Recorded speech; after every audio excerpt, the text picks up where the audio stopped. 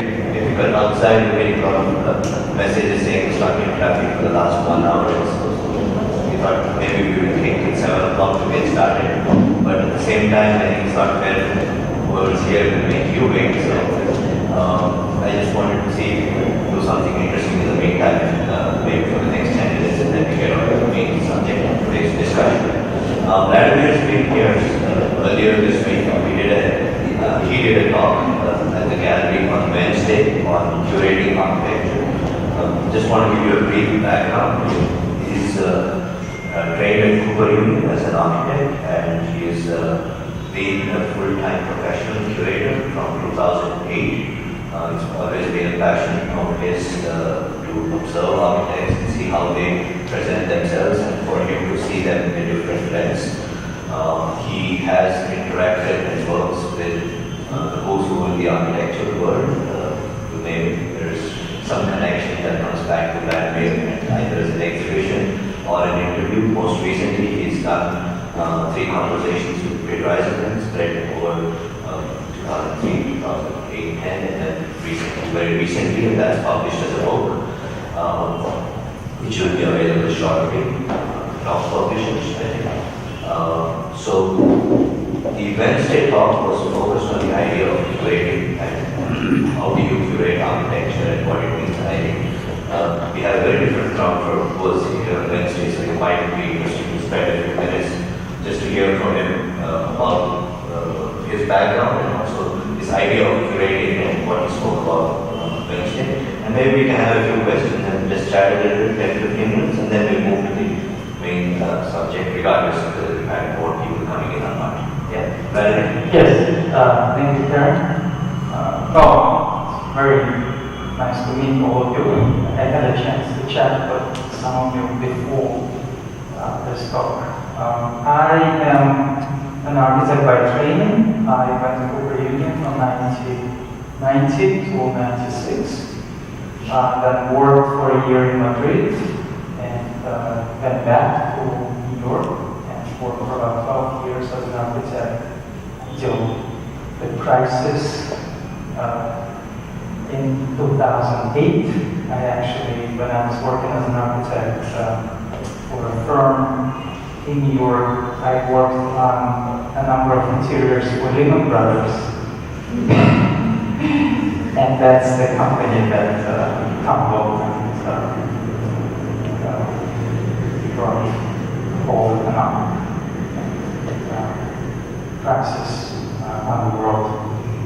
So anyway, I looked around, and by that time I was already writing for various architectural magazines for about 6 years.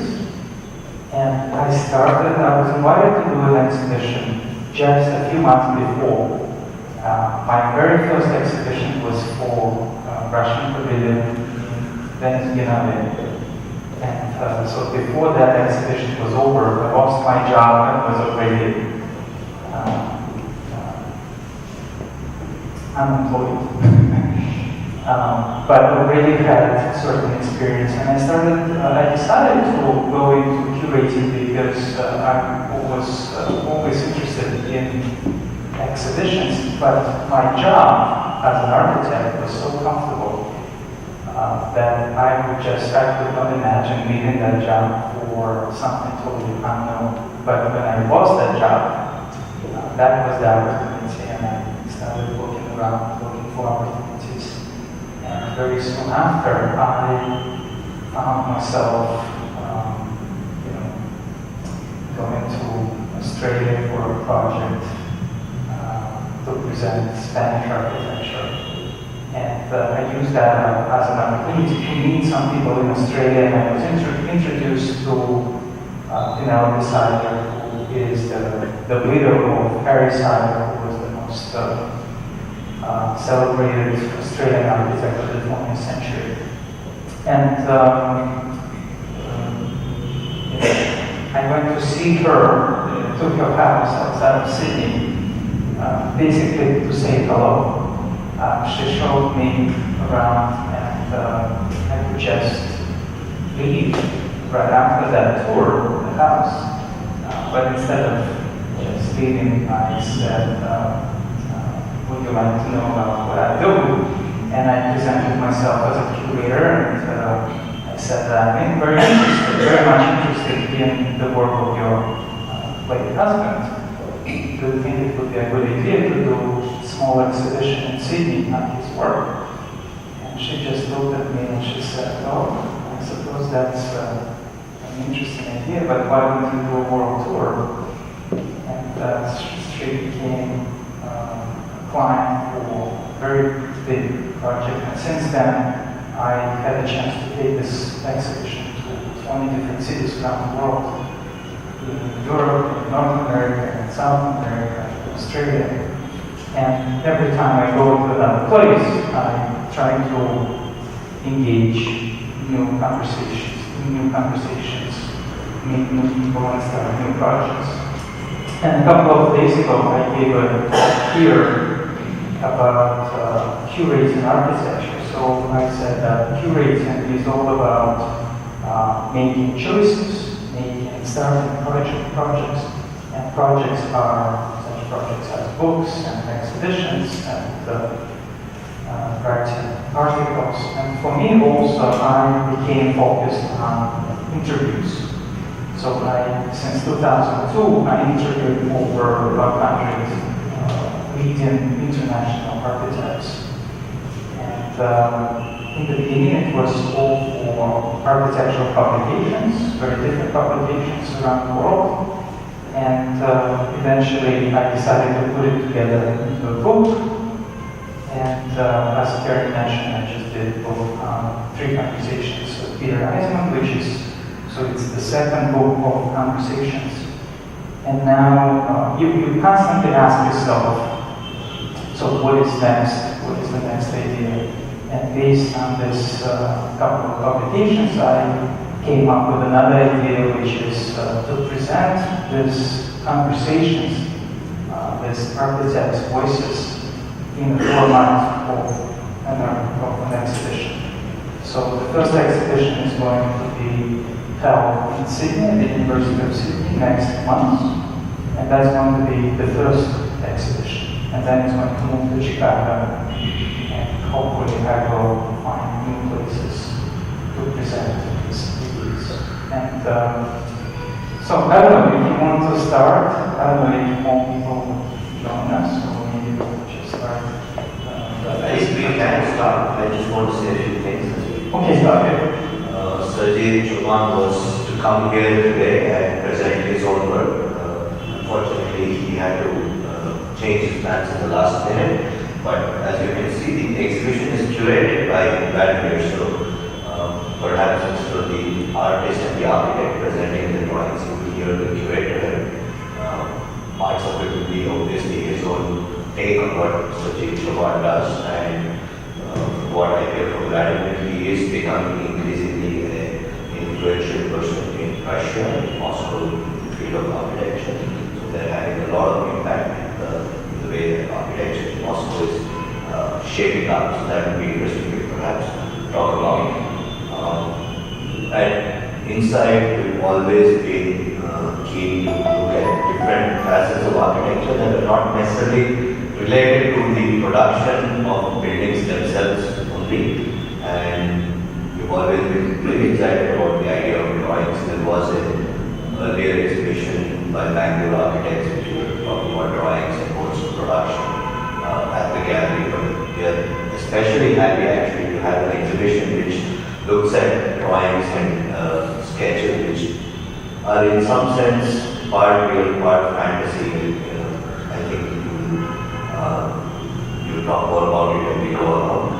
We are very happy to have Mr. Ortman here, Mrs. Ortman. Thank you so much to the German Consulate for their support. This is not the first program we are doing with them. We've done several different programs, and it's always been a pleasure to collaborate with them. Thank you. We have Everett and EQ co-sponsored activities here. As you can see, we are not overtly talking about sponsors and people who support us. So it's very important that people who support us get acknowledged, and they are really conscious, I think, of the effort we are making to bring quality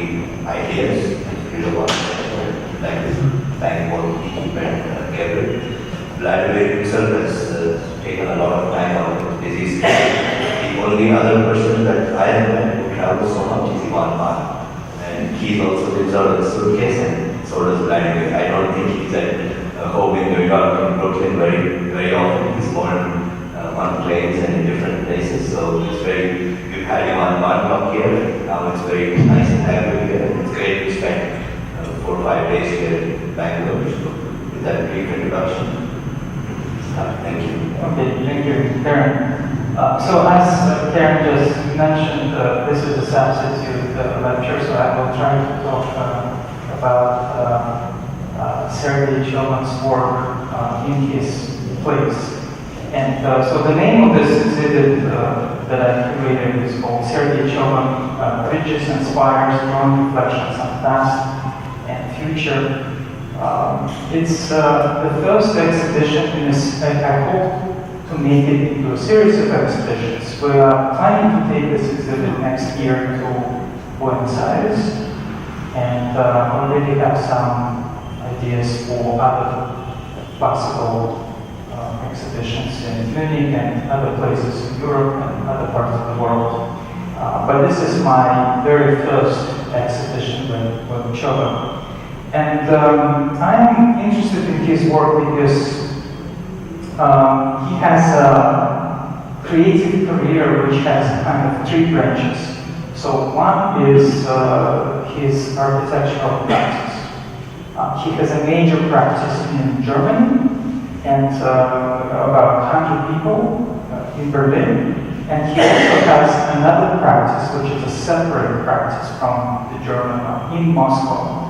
And that has about 200 people. So he builds heavily in Europe, mainly in Germany and in Russia, and also some Eastern European countries and some Asian countries.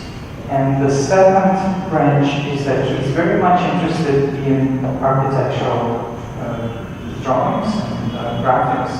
He is an excellent draftsman, as you can see in his drawings, and he's been drawing since his childhood, and until this is very rare that he continues this fascination, this drawing even to this day. So every time he travels, he finds a little bit of time to go on vacation and do these drawings. In fact, he's doing this with his partner, whose name is also Sergei Kuznetsov. He's about 15 years younger, and he is now, in the last several years, he's the chief architect of Moscow, a very important position in Moscow. So together, every time they travel, they find time to draw. And so you can see just a small portion of his vast collection of drawings. And the third branch of what he is interested in doing is collection. He is a major collector of architectural graphics. So he has amassed one of the most significant architectural drawings collection in the world.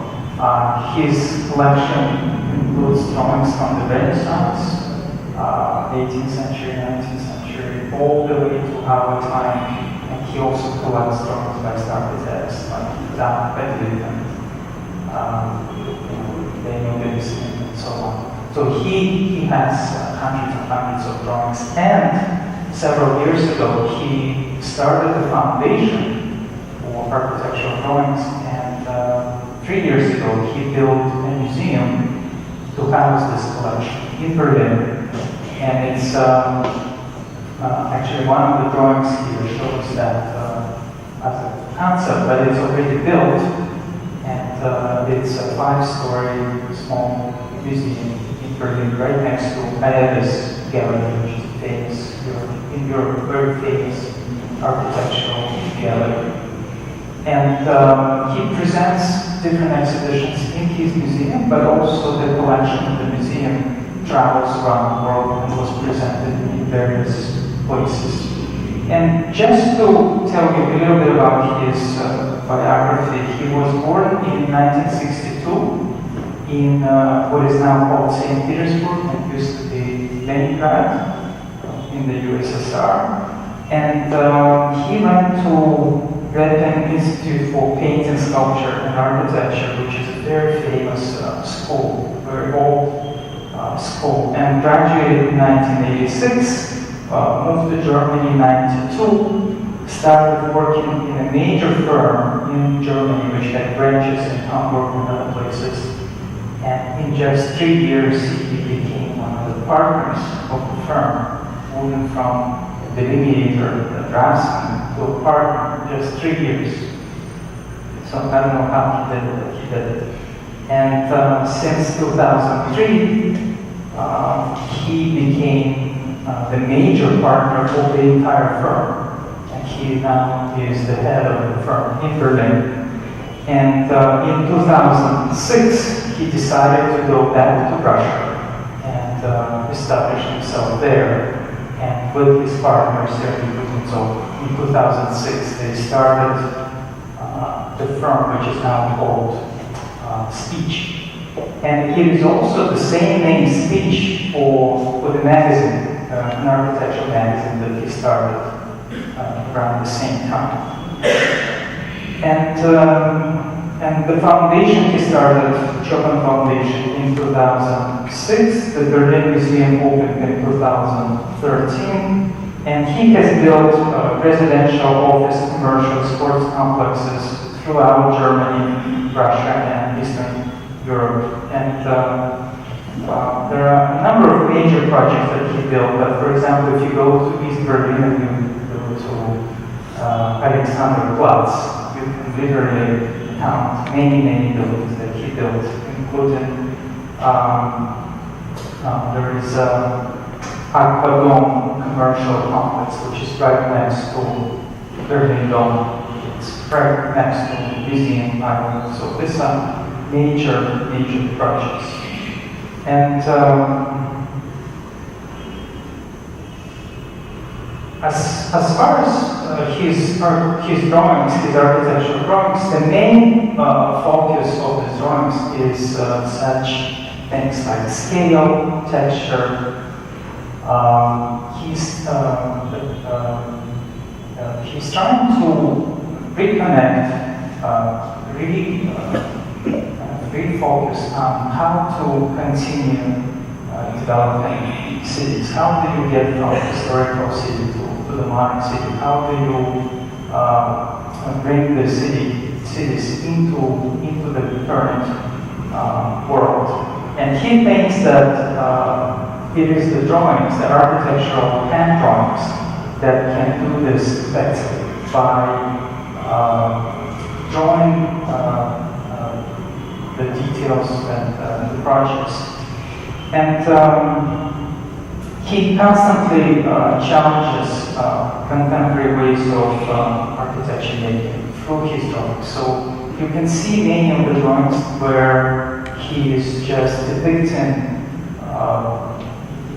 particular buildings or cityscapes, but in many drawings you see his emphasis as he's trying to predict how the cities are going to develop in the future. And it's interesting that he was saying that he really likes one particular quote by Belogolovsky when architects from around the world were asked what buildings they don't like. Different architects pick different buildings, and then Belogolovsky picked the famous building in Paris.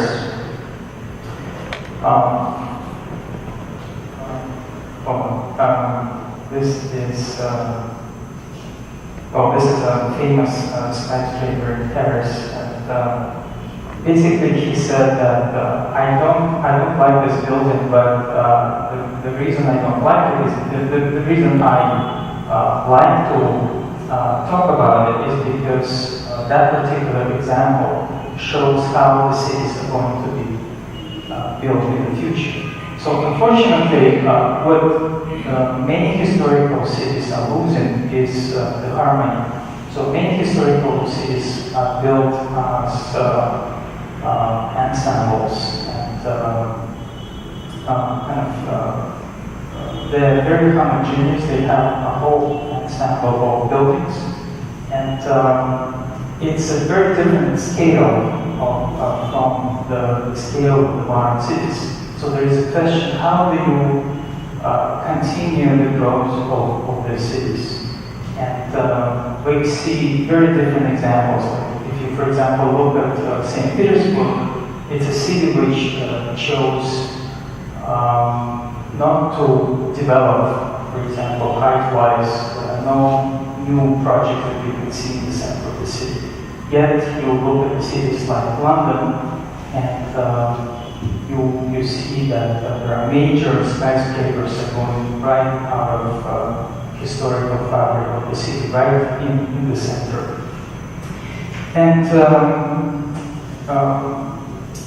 when we are we're often criticized for the lack of harmony. But if you think about the harmony, you would probably you would probably associate a picture like this with what harmony used to be. And this is a particular picture of graduate from Noble Maiden School in St. Petersburg over 100 years ago in this perfect neoclassical building, which is very famous in St. Petersburg. So this is a kind of picture of what harmony means historically. And architecturally, a harmony means a street like this. So if you look carefully, you will see many different buildings on left and right. But there is definitely a unity.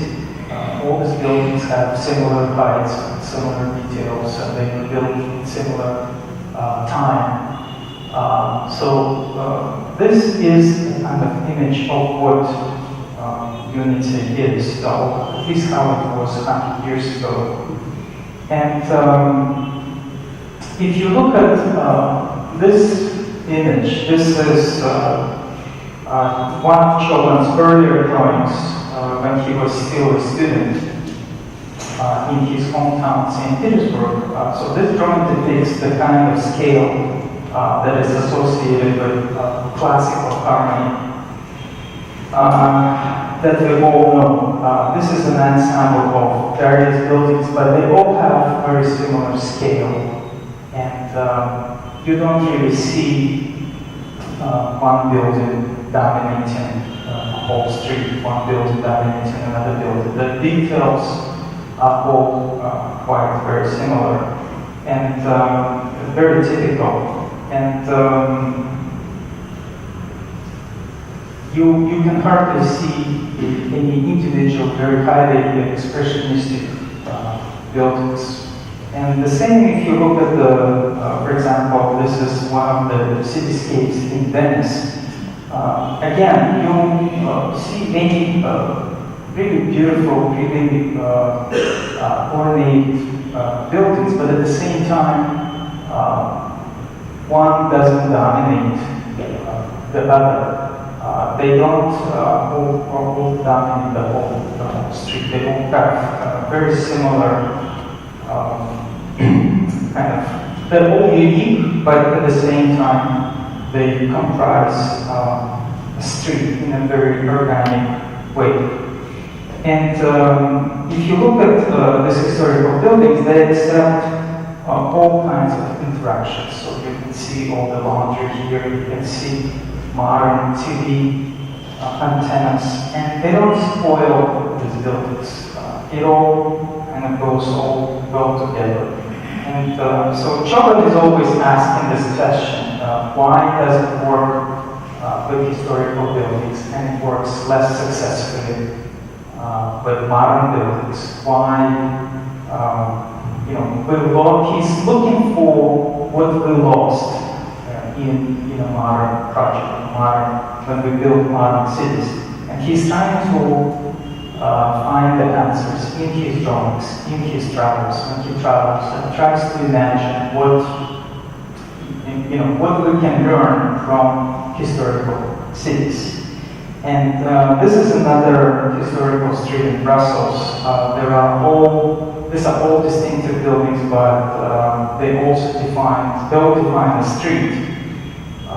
And he says that we don't really ask who is the architect of one particular building, because we look at this whole street as a very harmonic street, and we react to it as to a totality, as opposed to individual buildings.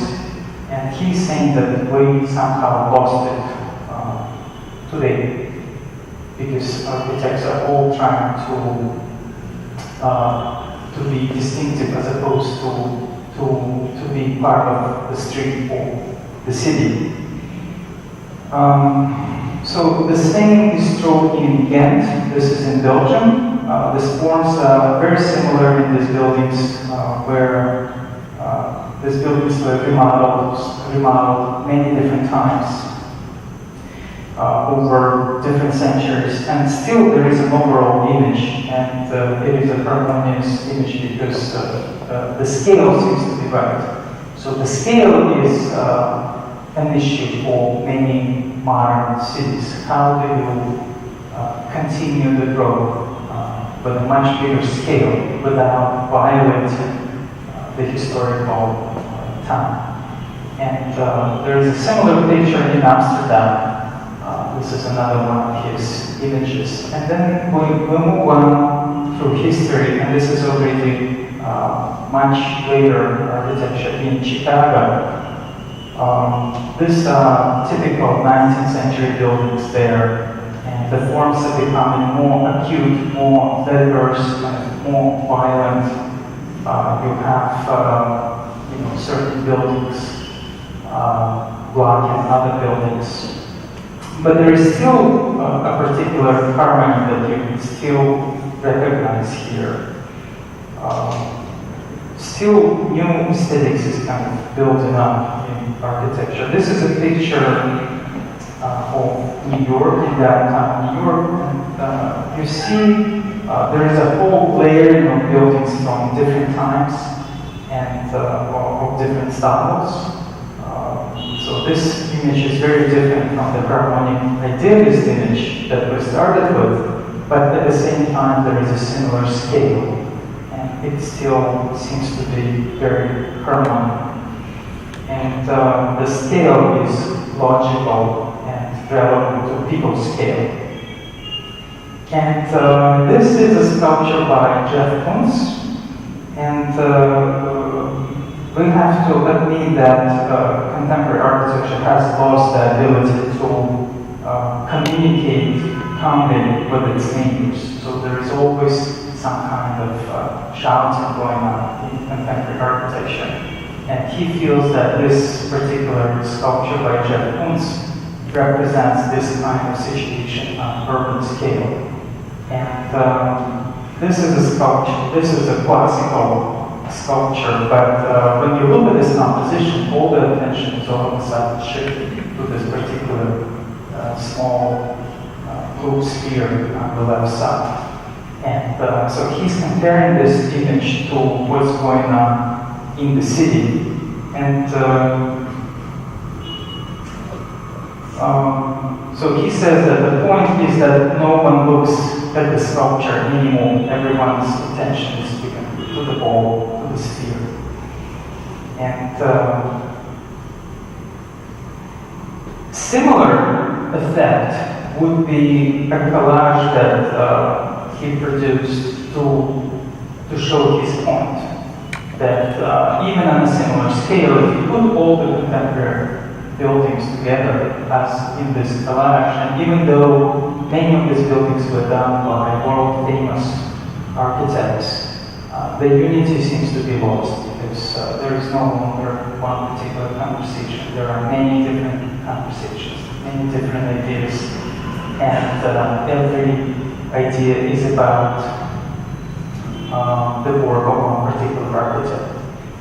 For example, I talk to many architects about their work, and sometimes I ask the question, where do you get the inspiration? Is it coming from the context? What is the context? Where are the ideas coming from? And for example, when I talk to Jürgen Meyer-Beach, who is one of the most original architects in Germany today, he said that his main context is the body of his work. So that means that he's not looking at the context around the buildings, he's looking at the buildings and the projects that he developed in the past. And he's interested in a particular signature style that he developed over the years. So if you put all the signatures together, this is a kind of street that we get. And we have to decide for ourselves, is that the kind of street that we want to live on? Or would you say that this is a harmonic street or not? But this is a debatable issue, but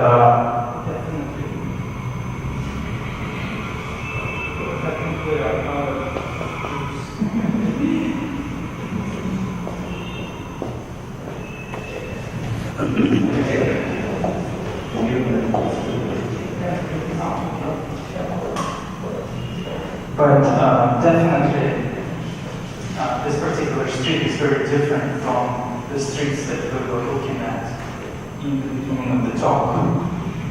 And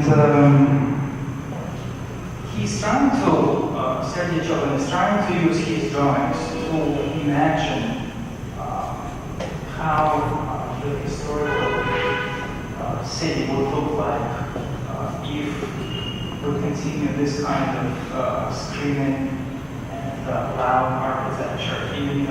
Because you can't deny that this kind of architecture is taking over many different cities. For example, I was in London just a few weeks ago, and I went up their Raphael Vignoni's building, which is called 20 Finch Street. It's a building about 40 stories tall, right in the city, right in the center of London, and it's called Walkie-Talkie, so you probably all recognize. And if you look at that building from a distance of several blocks away, this is not exactly the image, but if you look at this drawing, this is it. There is such a striking contrast. This is what you see basically in London today.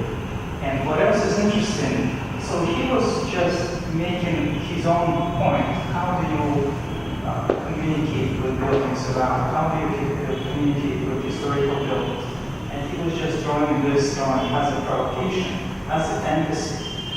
But it's funny that this is no longer a fantasy, this is reality. If you look at London, and I'm not saying it's good or bad, but if you go to one of the skyscrapers in the city and you look down, you realize that you are in a 21st century city. It's a modern city, and yet London has many different historical layers of 1,000 years old, 2,000 years old.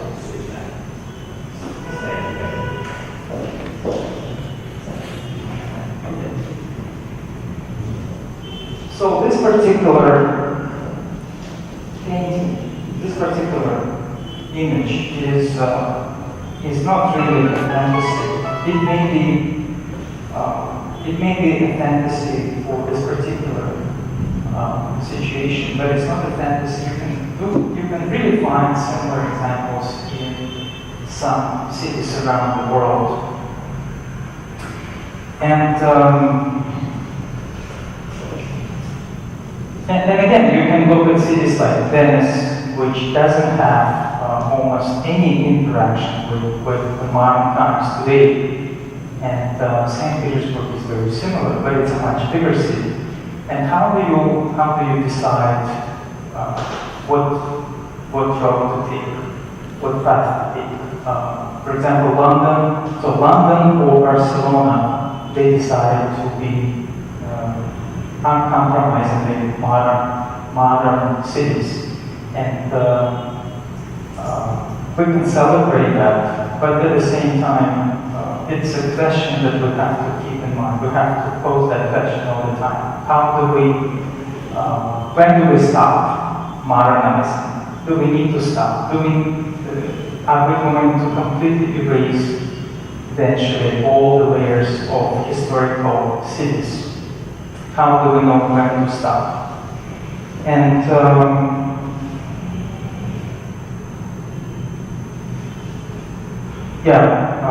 the name of that building that I forgot, that Vladimir mentioned, it's Montparnasse Tower. So Montparnasse Tower is a very tall building which was built in the historical part of Paris, and everyone knows that Parisians hate that building. But at the same time, Vladimir was saying that he loves the example because it shows how the cities are going to be like in the future.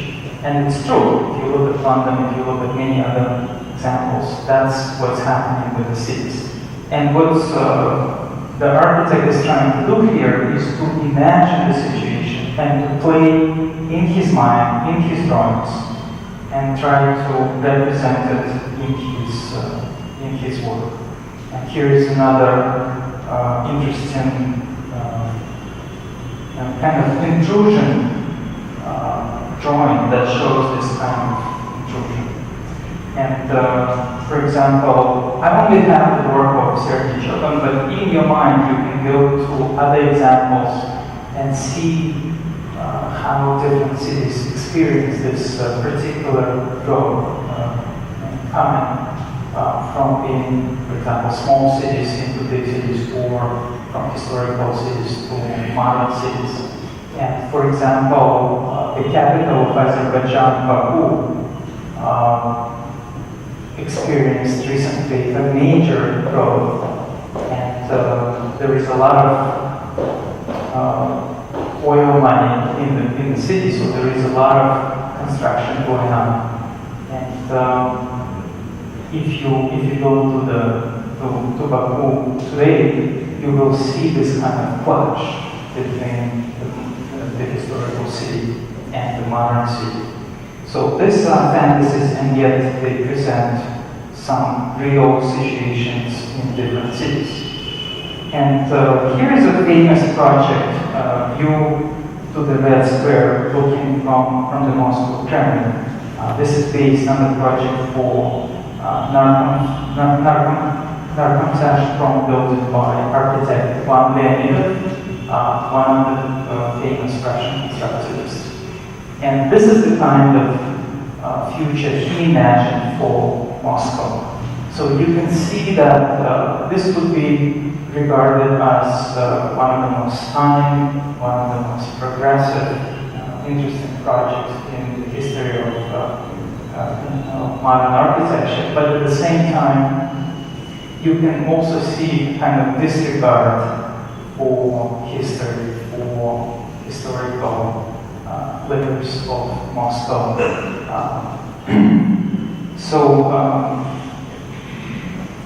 So this is what started happening in the 20th century, and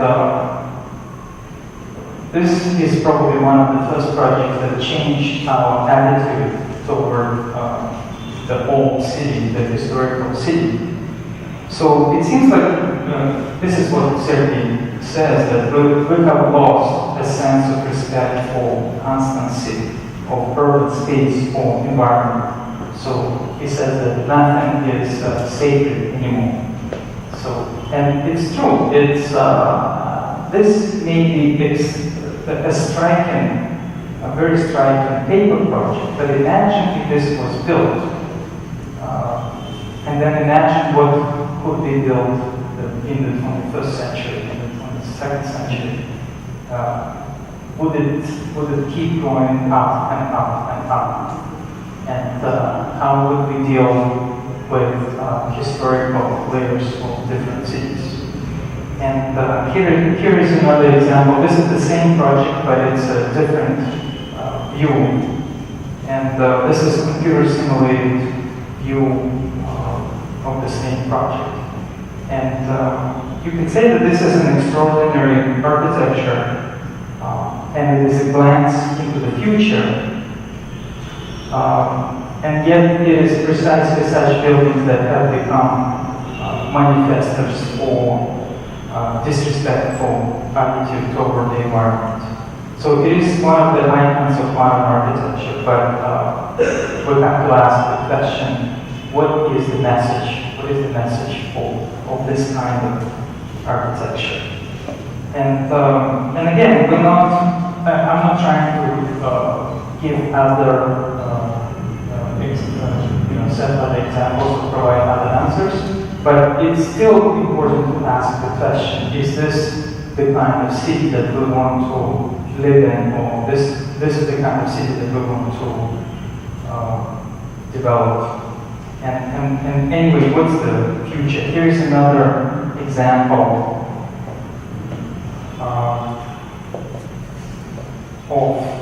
and you can see the striking contrast between the historical city and this project is by Vladimir.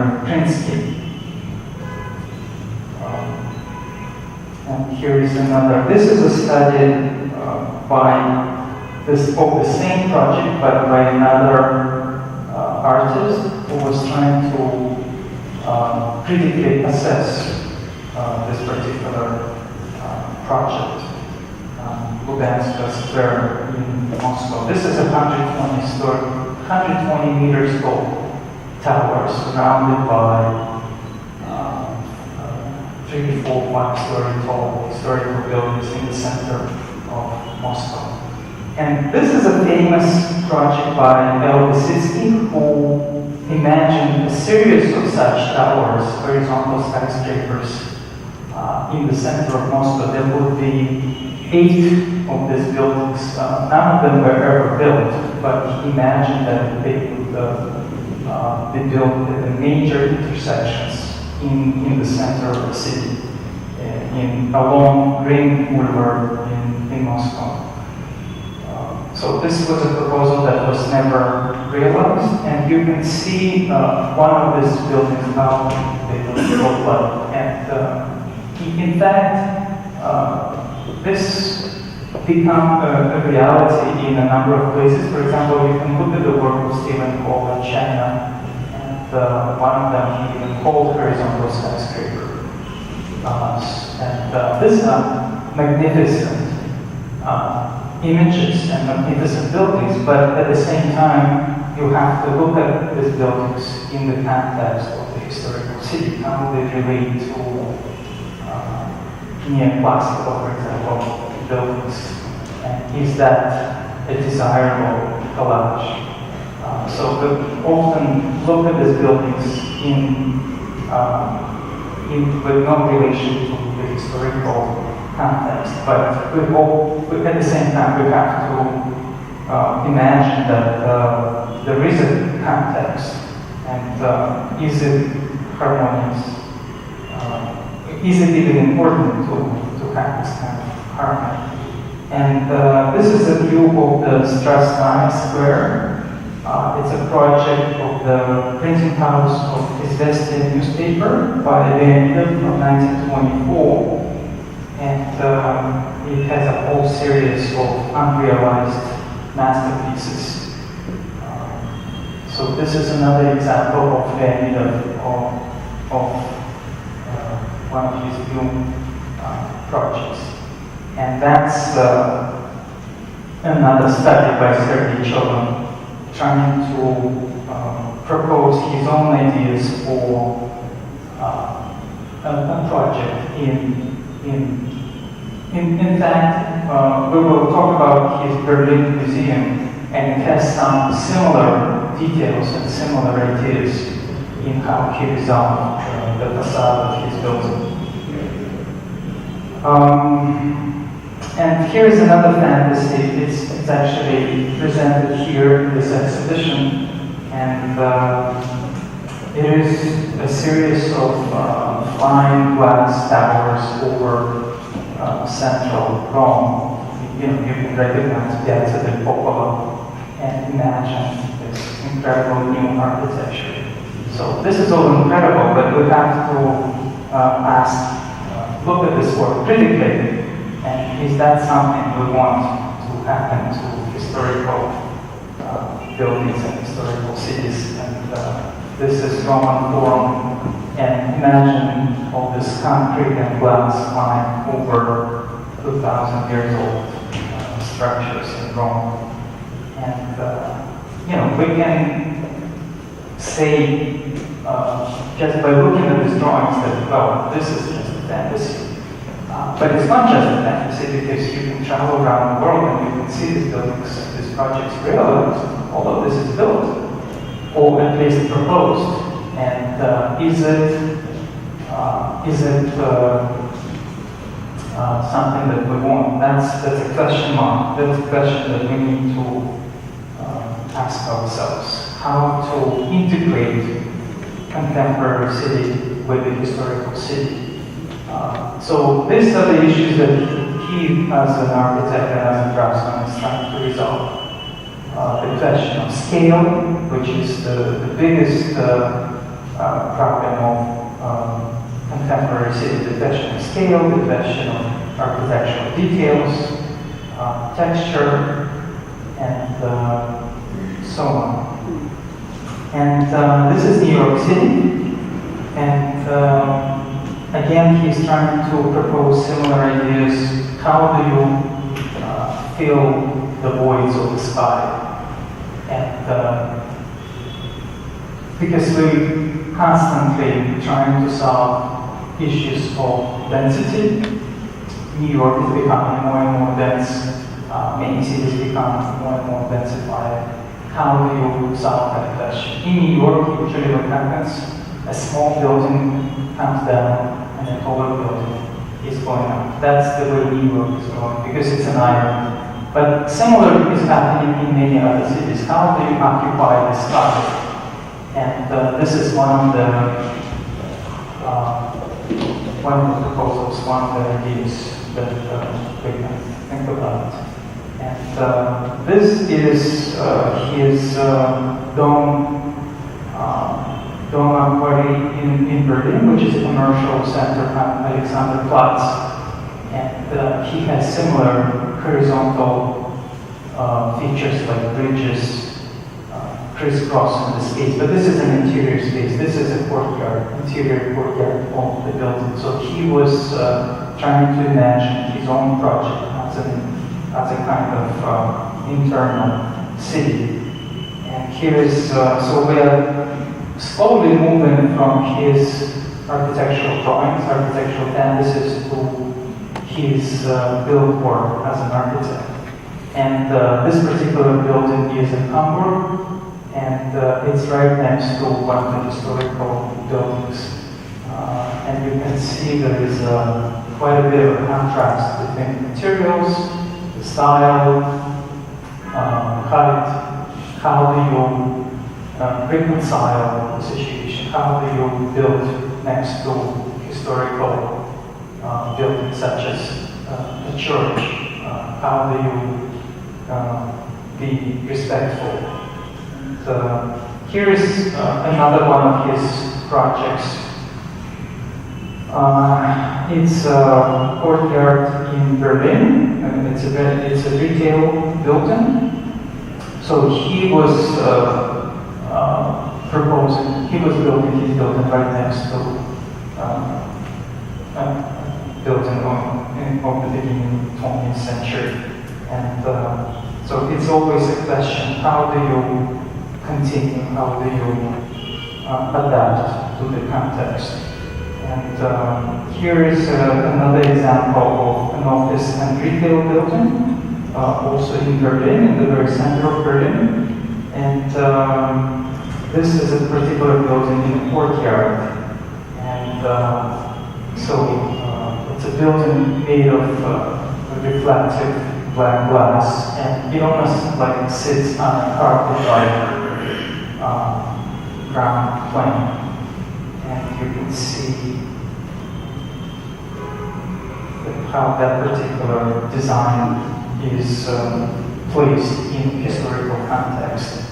Or this is another building that he built in Berlin. And here you can see that there is not much of a conversation between the building on the left and the building on the right. So there is something third happening. He tried to build within the same scale, but as far as the material, as far as the geometry, the language is completely different. And this is a business house in St. Petersburg from 2006, and this building seems to be following a historical neoclassical model, but the material is very different. It's all made of glass, and there are no architectural details of three-dimensional details. All the details are printed on glass. So it's just an image and it's all glazing. And it seems like it fits perfectly into this historical context. And at the same time, if you look at this close-up picture, you can still see an amazing contrast between these two different buildings, the historical building and the new building. And that's another project in Berlin, which is a hotel. And so you can see how he was trying to work with the context. Also, a situation that he studied in his drawing some of the tendencies that we saw before. So the idea was to how do you fill the sky over the city? How do you densify and how do you remain relevant to the buildings around? And this is another project in Berlin, right next to Hamburger Hof. And again, it shows how you can relate to the historical building and work with the human scale. And so that's another close-up. And this is just one picture of the museum that I mentioned. So this is the Museum for Architectural Drawing. And a little later on, we have a few more images of this project. But you can see it's a very small footprint, it's a very small building. It's mostly solid because inside galleries, architectural galleries that don't have any windows. It's a very interesting facade because it presents some of the fragments from architectural drawings that are part of the collection of the museum, historical drawings. And there is a little library on the ground floor, and then on the top are the offices. And every floor is a little bit different. So it's a very modern building, and at the same time it tries to fit in within the historical neighborhood, trying to have architectural details, textures, it's trying to play with the materiality, different materialities, tries to include the stone.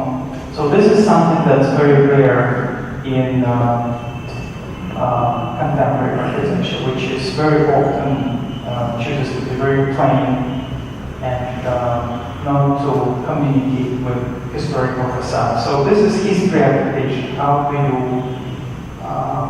have a conversation? How do you establish a conversation between historical buildings around and contemporary buildings?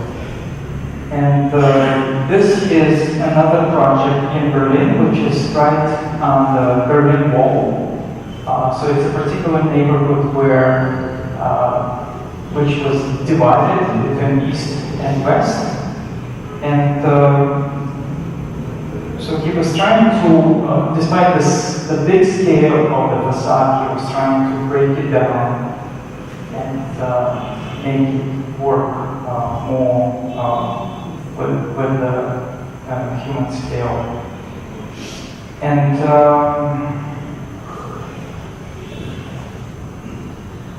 trying to scale down and focus on smaller details in this particular case. And these are more images of this project, how it looks like from different views, different distances. And all the facades are a little bit different, the fragments of the facades are different.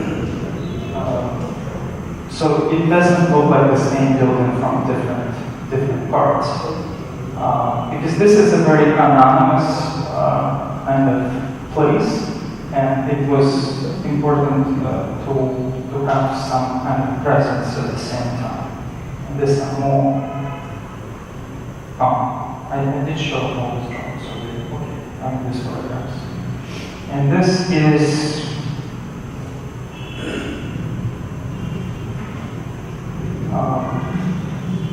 an image. This is something that he's trying to analyze and study in his travels, how older neighborhoods work on a smaller scale, how buildings relate to one another, how overall, again, they make up a particular street or plaza in a particular unity. And how do you learn from this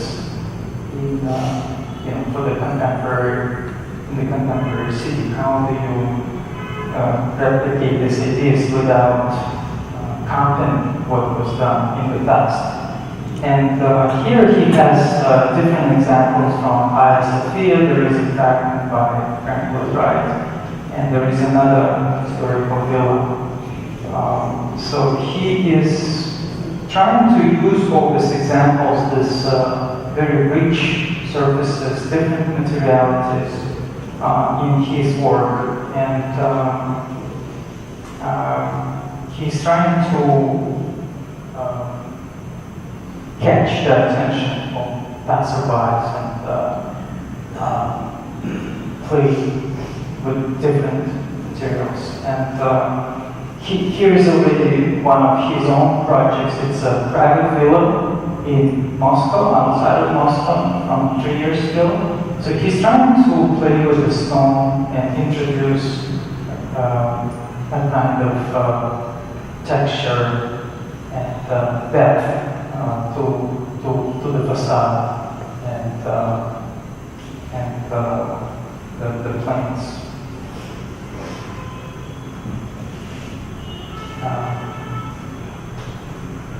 And with a great attention to what's happening on the ground floor and how it blends on the ground. And here's another detail of this villa in Moscow. And this is a residential building in Berlin.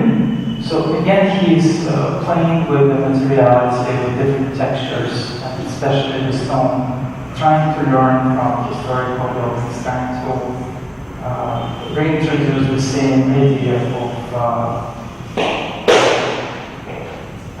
complexity and materiality of historical architecture, and to achieve depth, texture, and variation of different surfaces.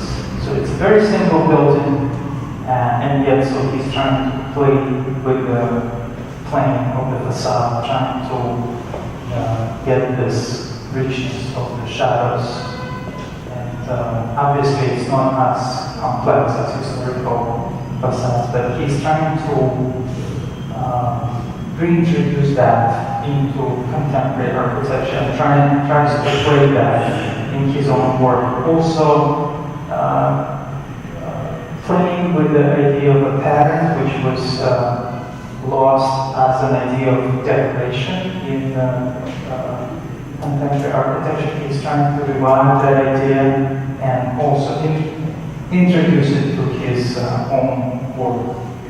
And here is a more simple building, but again, he's trying to play with different layers of bricks will produce the shadows and produce certain complexity of this very simple building. So this is also plain with pattern on the windows. And here's another project in Moscow. It's an office building built in 2011. And again, it's a similar idea using stone, different planes, a variation of different floors to produce more complex facades and more complex surfaces and materialities. And different views of the same building, different up close. So the stone has, it received the reflections of the trees on a sunny day. So how does that change with the sun passing? So he's interested in that kind of studies and how a contemporary building could have the complexity of a historical building. And that's the interior of the lobby of the building. And the details go down to the door handles. And this is a whole neighborhood in St. Petersburg, a whole complex, which is very popular with the population. It was built in 2009, and you can see some details. Again, very similar idea to use the stone, the texture, different planes, and different scales. Here's another view of this project. And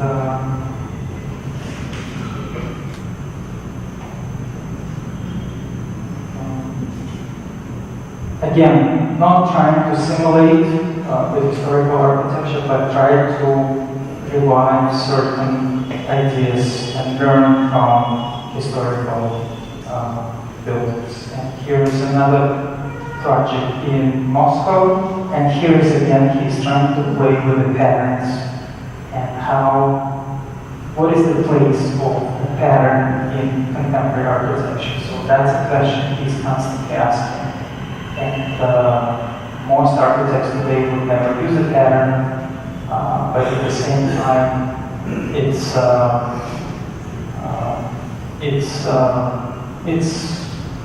decorative element which definitely has a place in architecture, and why not using it in some of the instances. And here is another detail of the interior of the same project, but he is using reflective materials and using patterns to make them more complex and more interesting, not just plain surfaces. And here's another fragment of the same project, residential project in Moscow. And now we're going back to this museum, which is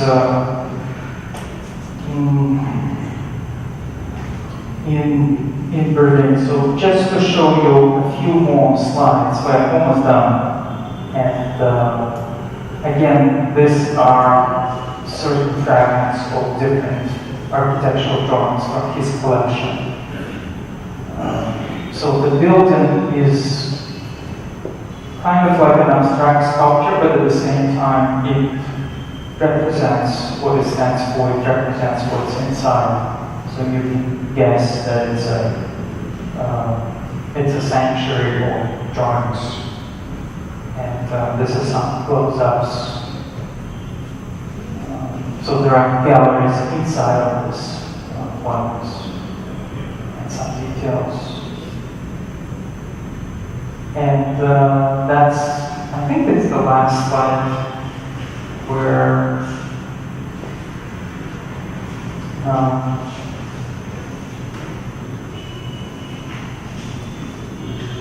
again, the attention is given to the materiality of historical buildings. What can we learn from these historical buildings? You can see how the sun is how the sun makes this surfaces infinitely more complex he's saying that this is something that we lost in contemporary architecture. How do we revive that? And one of his, some of the projects that we've seen provide different kind of solutions for that idea in architecture. And so this is the last slide. And if you have any questions or ideas, or do you think this was useful?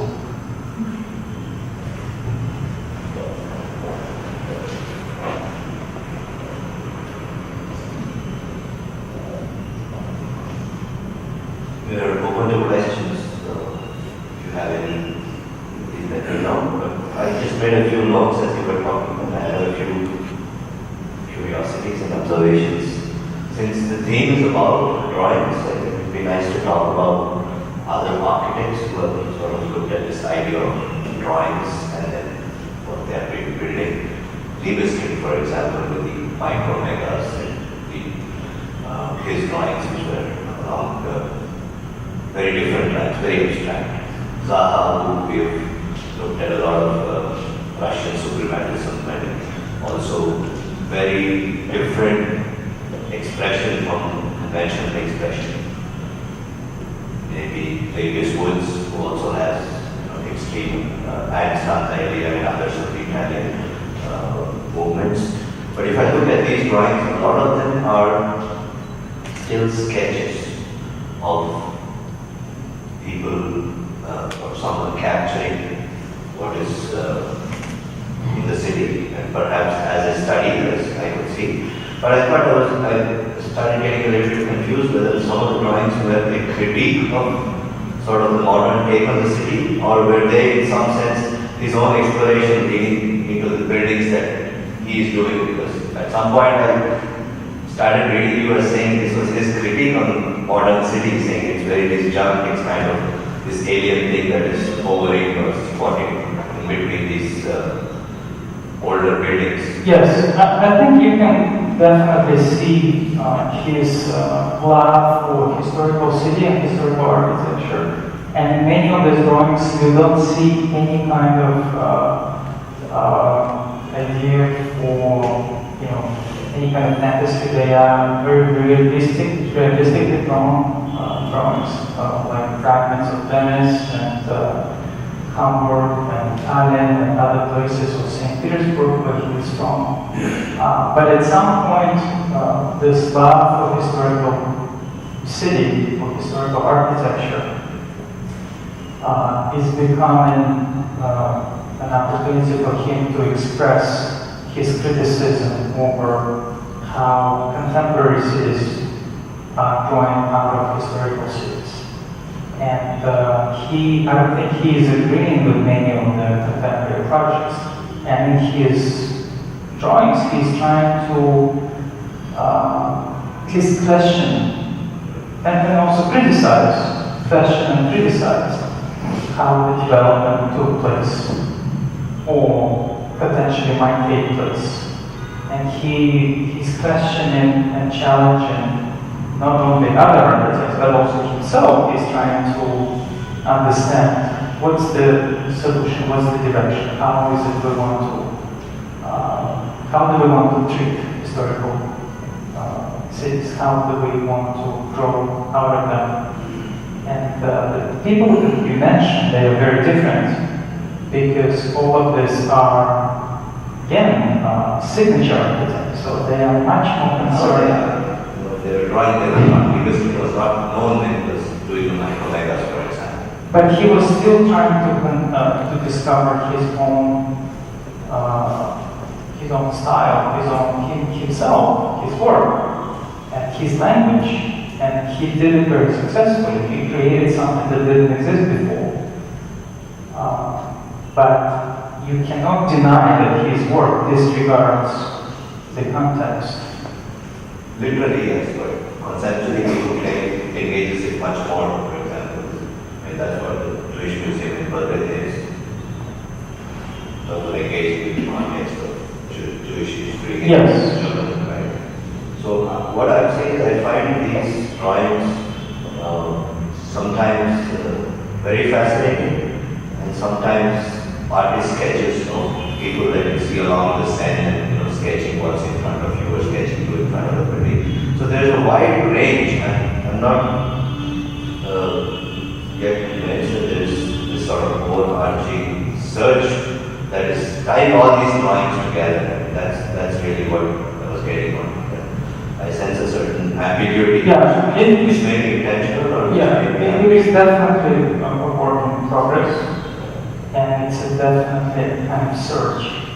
Or there must be some satire, sarcasm also involved there. That's the time I think you have to hear from him, because what I am looking at here looks like a little bit of a mixed signal. There's some kind of critique of the city, but then when you see some of his buildings, which have that sort of L shape that comes out, it looks like they're almost taking off from a sketch that is a critique. Buildings are very beautifully resolved, the idea of texture. The other thing that comes to mind when you look at this texture is architects like Herzog and Vladimir, who also looked at a similar approach, but the results are very different. The idea of scale, the idea of texture, of materiality, and building in a context, right, from the Tate Modern to the Switch House down to other buildings. And there is this similarity with the idea of texture, but looking at it very differently.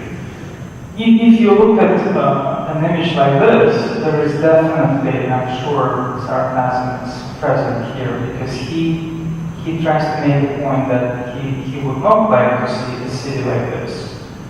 So I think this is an extreme case that he chose different projects from different cities to illustrate his point. I think the technique in a photomontage and the outcome of that versus, let's say, the first image that you introduced into it. In drawing that first image, you put so much more into it that it almost becomes convincing to a certain viewer, because, for instance, harmony, let's be talking about harmony, and harmony requires a narrative. And for some, that narrative might be that image the way it's drawn, and hence that drawing of this hovering piece might be convincing, while it is actually not trying to convince you. It's a harder technique to use. This is an easier technique. I think what he's saying is he's choosing and picking his battles, and maybe. But you're also saying that a drawing might be much more believable, right? As opposed to Black and white. I think that a drawing, an architectural drawing, is actually not a representation of reality. It is an architectural project in and of itself. Yeah. So for me, the whole kind of issue that I have is that the sketches or the drawings are a stand-in for reality, but I think it's the other. It's really got nothing to do with how things are looked. It is really about spurring imagination. So I have an issue when, the drawing is actually a substitute for reality. But because I see in these works, I mean, I've not had a glance. There is Boulet's Gardener's House that is clearly referenced in that. There are lots of projects that I can pick out related to historical projects. And he's trying to kind of understand the nature of the historical project, but in a contemporary way. What it means today. Some of the drawings are not very clear. I take that point, yes, but there are many of the drawings here which doesn't contribute to that idea. It looks like specifically introduced quite an alien kind of objects, which is not really coming out of the context, it's totally coming away from the context. So it's a deliberate intervention that could happen at NI. So it looks like a caricature, some of those things. Caricature of the future, which could happen. So to that extent, it's a critique. It cannot be real. And this is something different. This is here, it is a street, and if you look at the street where there are many architects who have walked in this, is a context which many cities have. Like in India, you go to any state, it will be like this. So there is no one idea. Different ideas coming together, and there is nothing which is connecting them together. So this is the social criticism. This is of the societies. It's not about architecture. So this is totally different from that. I don't take this as a critic at all. And my issue is that I'm not sure this is about whether it's harmony of the old and the new, or living in harmony with the old. If this is harmony, if you see that there are no neon lights and flashing billboards and various other things that is really there.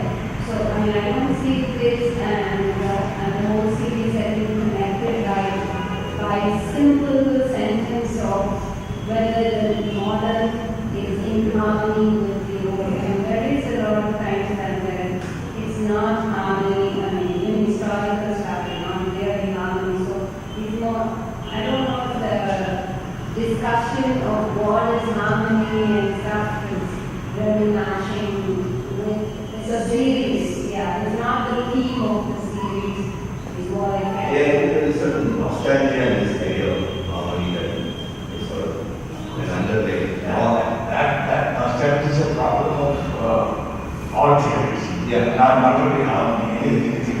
Yeah. So the fabric of the cities, different cities is very different. Fabric of the modern. For example, you left out New York in the discussion. It's skyscraper, very quite very different. And then on Fifth Avenue, you have a beautiful church, and that area is left open. And I still love that. One space that the skyscrapers are there is still this church that's in the middle on Fifth Avenue. This is again a drawing which has been purposely almost to explain every downtown, New York, around the timeline and so on. But New York has been discussed as a city which is very different. London has, in some sense, managed to find the model within its fabric. There are people who, of course, argue that it's skipped over to the other side and become more Dubai than the older city that they do. Paris is, again, historical fabric, new stuff, city setting. The Peugeot building, for example, I think that is a phenomenal model building that sits perfectly with this neo-Victorian style of the same century. And he's again, he's sort of taken a position. Definitely, that position is very obvious on the drawings on that. But the position is taken before the drawings in some sense, and the drawings leading to that position is what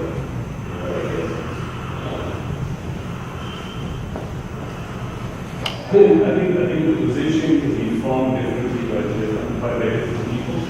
Because, and what I was saying, harmony is narrative in one point. Musically, what is destructive for one could be harmonious for another because of how it connects for one. And similarly, when you convincingly make a drawing about, you make a drawing that's evocative, and when you're trying to make a point, it could be read differently. And hence, so we spoke about London and the walkie-talkie and yeah, when you go there now, we look at, a mid-rise, high-density London, and now there are these objects, the shower, the walkie-talkie, and everything. Over a period of time, who knows how it develops, does that become part of harmonious London, the sound, and then based on which you begin to look at new projects? I think it's a very interesting question as to, who is scripting this narrative, or are scripting this narrative of a city? There are also different cities. There are certain cities that were scripted, and they were designed as a final image, as a final product. Like, for example, St. Petersburg. This is a city which it has a finished form, has a finished image, and it's very difficult now to modernize it. You can build around it, but it's very difficult to come and build something new. We have it everywhere, and then if you look at the Brasilia in Brazil, it's a city that was built in 5 years as a finished city, and now it's continued to grow, but it cannot grow in the center because the center is all finalized. So it's a beautiful city, but it was not meant to grow. So it has a particular image of this bird, which you can only add to, but the center of the city is complete, totally complete. But cities like New York constantly redevelops itself. Yeah, actually we are talking about the medium. Drawing is a medium for representing what you propose and what is already there. Yes, Yesterday I talked to you the same problem which many of the cities in India are not built by that kind of drawings and medium. It is built by certain oral traditions, some codes, oral codes and things like that, which even earlier cities in Europe, perhaps, I'm not sure, might have been like that, but definitely it is not a continuous, complete drawing which the city were developed, or even buildings were not developed. So the question of media is coming here, and yesterday we talked about the same thing. The drawing, hand-drawn drawings, which were the media ones, now it's computer generated, the whole architecture changes. So the same question comes here. Are you talking about media or the city? Media representation of the city? well, he also says that he tries to solve these issues that he thinks about constantly through handmade drawings. And this is what many architects normally use. But the question is it important for an architect to even know how to draw? Or is it important for the architect to think conceptually and use different techniques? Because we know that most architects today just sit in front of the screen and tell others to manipulate and then jump the screen. And this is how they work. They don't use the hand, they don't sketch themselves. Some of them build models, some of them just tell others to build models. So in his case, he is using this technique, but does it make his architecture better? Is it even related? Is it even a question of producing a drawing by yourself? Is it even important? Is it more important to come up with different ideas, or is it more important to present your ideas in the form of a sketch? Because we know that most well-known architects today cannot draw. So is it a plus or is it a minus? Does it matter? Does it matter? Finally, when a drawing is a sketch, you can only bring certain dimensions to it. There are several other dimensions to be given. That you have to explore when you really design. That will be there, especially for example, hapticity. It may not come through. And very often we know that architects fall in love with their sketches, and then architecture becomes something else. Hand-drawn. Because when you say digital, that almost automatically means that it's done by someone else. So finally architecture is something like art, personal. You're taking that position. City is a work of art. Is it? It's a work of art, and a sketch can be, yes, a work of art in itself. If you look at the work of Michael Graves, beautiful drawings. Harmonious with these kinds of cities. For sure. Very harmonious, but when I interviewed Michael Graves, and then I had to illustrate my interview, it was almost impossible to find 2 or 3 images that would look nice in a publication. But and I was trying to find photographs, photographs of buildings built. it's very different from his sketches. His sketches are beautiful. I've been to exhibitions of his work, but they are a different art form, which is very different from. So here's an example of a very able draftsman whose architecture is completely autonomous from his ability to draw. It becomes something else. And again, the question of context. In his sketches, most of his work is independent of the context. There is no context. The context is the page. That's the context. It's not the city. And then when you see his buildings, they become something else. Do we agree that architecture yearns to reflect the society at every point? It's an objective question, objective answer, please. If we agree that architecture is a Should reflection, reflect the society and the society context, apart from just the physical architectural context right next to a certain building. Like, should it reflect the political, social, and the psychological scenario of the society? Because there was one of these sketches wherein in Russia, right? I think it was building in Moscow. There was this skyscraper with an aircraft or possibly a spacecraft going around it. I think that was the time when Russia was actually competing with America. It was almost like a space war between America and Russia, right? So the society, or let's say the scientists and the large population, large part of even the government was aspiring towards something that was not necessarily a historical based architecture, right? We were aspiring towards going to space.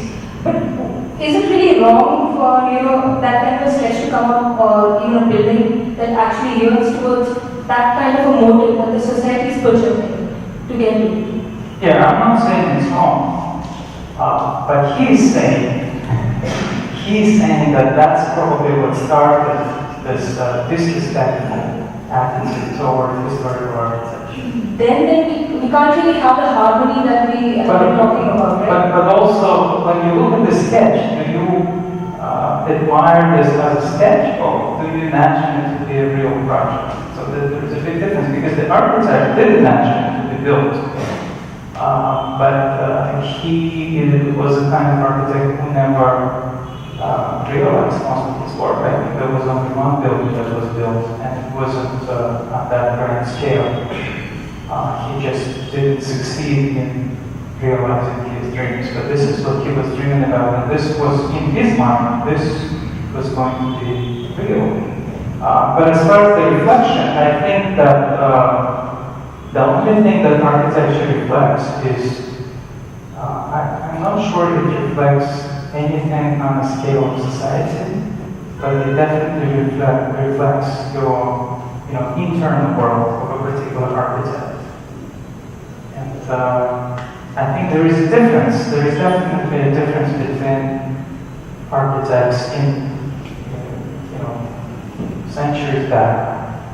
I think there was less of this strive to create something new, architecture from scratch. Obviously that took place, but in contemporary times it became much more pronounced, much more profound. So everybody is looking for something personal. But this initial drawings, they showed some kind of context, right? He was saying that that's a matter who was the architect of this building, that building. If you go to Paris, there are streets and streets and streets of background buildings. Contemporary cities have very little background, because we just don't like to be overlooked anymore. That's true for everything other than architecture as well. Yeah, sure. In the olden times, you probably adhere to the way you dressed and the way you have clothes and you followed certain codes, but now I think It's not just a matter of codes, it's just a matter of knowledge. And maybe historical architects would be happy to express themselves differently, but they just didn't know how. They just looked for the example. They didn't have all this They didn't have the internet. They didn't have all the sources. And now we know so much. We want to try everything we know. And, Then, patron. yes.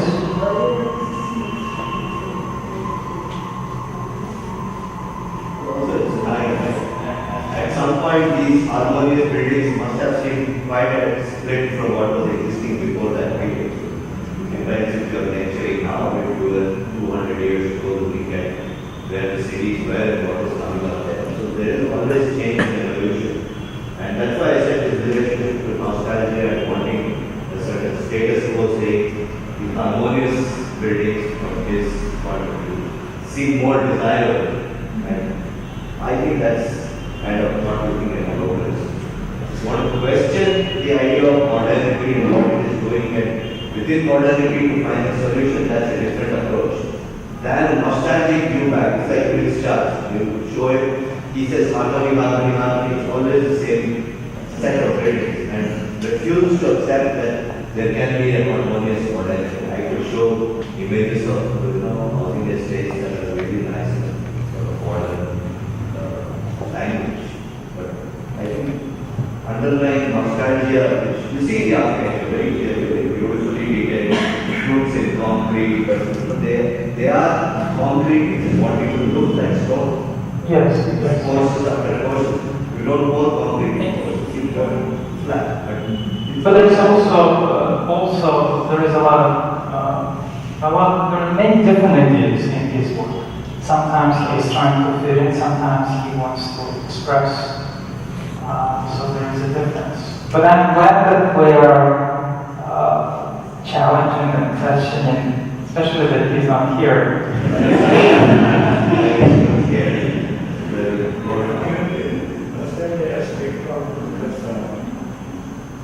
We are actually questioning or taking a step from the personal point of view, where it is not related to the physical aspect at all. Their emotions is not physically transferred. The transfer goes into the physical form. Explain that. The nostalgia is largely emotional, and it's based on one's personal relationship with other persons or past. And it's not necessarily to the buildings or building forms. You are transporting some emotional things to those forms and then they come. That is the problem with stars. And it also depends upon your social context or the social structure, the layer in which you belong. You should, most of the cases, the nostalgia belongs to the case talked about from the elitist point of view. Right. But if you take a different layer, there the idea of nostalgia will be totally different. So, it is not very absolute that nostalgia will create only this kind of thing. Right. It's more than there is something more than that. Also, in reality, does the client have a lot to say about how the building should look? But, as a talented architect, you can convince the client or they convince. And sometimes the client is hiring the architect because they are what the architect has done before. And there are certain architects who are able to continue what they've done before. So, because they have known what they have done. And then there are many others who will do whatever the client will ask. They don't have their own character. But if they have their own character, this is how will come about. Then they will spread what they have in their mind. Then every architect will use it. Same argument we had the other day about architects' point of reference being themselves more than the city, and that is increasingly being seen as a problematic, especially in the Venezuelan areas. Right? This whole argument of whether the architect should put himself and his internal world in the buildings, or is it the context, physical or otherwise, whether there is scope for teamwork in that. Hi. As an observation to the series of sketches in this collection, one thing is sure that it has intrigued him, the fact about the transition of old to new, how it should be. Though in his personal works, he seems to have taken a stance. I'm sure this would have been a series of sketches which he would have made interspersed with his works happening parallelly. So this is more like an exploration of how the old could transition into new, and I think he's more looking at it as a concept, at a conceptual level, and it as a medium, he's looking at it from all perspectives. It more looks like when he's at those places, he's having like an explosion of ideas of if it is a modern place, how a historical element would be added to that place, and if it's a modern place, and if it's a historical place, how modern elements would be brought in. And in so many of the sketches, they are like surrounded, modern elements surrounded, so they're almost like they're so close to each other, and at places it's connected by the bridge. So it's more or less that he's trying to address it, more exploring of how the medium could connect both of it. And at one place, that was an interesting sketch where he's trying to see water as a medium, and where the bridge is, it's the water, apart from the bridge, it's the water which touches both the sides of the bridge. So is it at a conceptual level that he's trying to explore, as an idea he's trying to explore? Oh, definitely. Oh, I agree. And I think as any architect, he is trying to back him up and support somehow, tries to define his concept behind his work. And drawings help him to do it. And also there is a question he is asking, and actually many architects ask this question when they travel around the world: what kind of architecture do I like? What kind of architecture would I like to draw?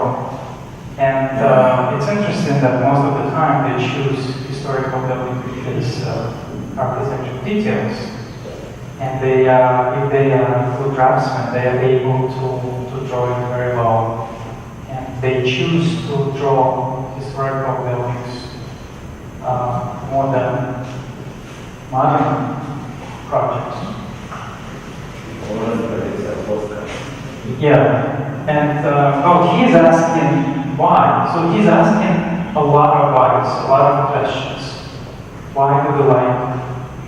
Well, when I first had this idea of becoming an architect, I was in Rome. But subconsciously, without knowing what contemporary architecture was, because I never seen it, I was in my 20s when I saw contemporary architecture. And I haven't seen any architectural magazines before that. But subconsciously, I wanted to be a contemporary architect. So I liked what I saw in Rome, but at the same time, my idea was that I loved to do contemporary buildings without really knowing what contemporary was. But in his case, he seems to have a preference for historical architecture. And that's based on his training as well. Because, Russia has a particular way of training architects. You have to be a great draftsman before you even enter the school, because there is an exam. You cannot come to architecture school if you don't know how to draw. So people who have great ideas, or might have great ideas but don't know how to draw, cannot be architects in Russia, because there are certain exams that you have to follow. You have to come to school, take and then draw in front of your professors. And if you make a mistake, because you can draw and make mistakes, because there are certain rules for perspectives and shadows, and this is not important in many other places, but in Russia it is important. So if you go through this kind of training, you develop a certain nostalgia, a certain love for historical buildings. And some people are able to go over it, and some people never grow over it. And sometimes, I guess, some people are forced to do contemporary buildings because they just, their clients cannot afford to build based on historical models. And in fact, the reality is that sometimes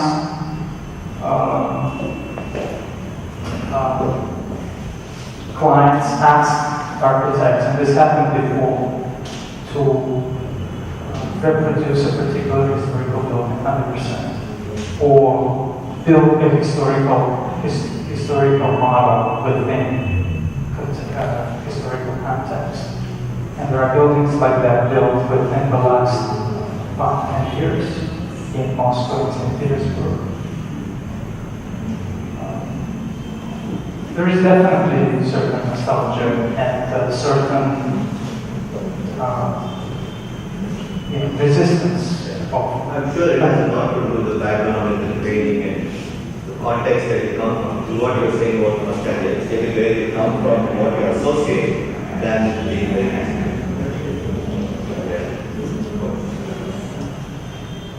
Thank you very much, Vladimir. Regards to the Sergei.